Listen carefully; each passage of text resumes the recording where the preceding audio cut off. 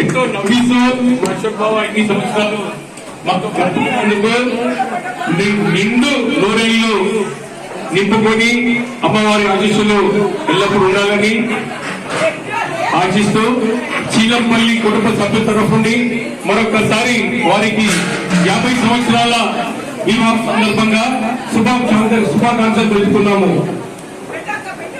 ఏడుపాయల యాత్ర పవిత్ర స్థలంలో 50 సంవత్సరాలు పూర్తి చేసుకున్న సందర్భంగా వారికి మరొకసారి చీలంపల్లి కుటుంబ సభ్యుల తరఫు నుండి మా అక్క పావులకు అందరికీ పేరు పేరున ధన్యవాదాలు తెలుపుతున్నాము.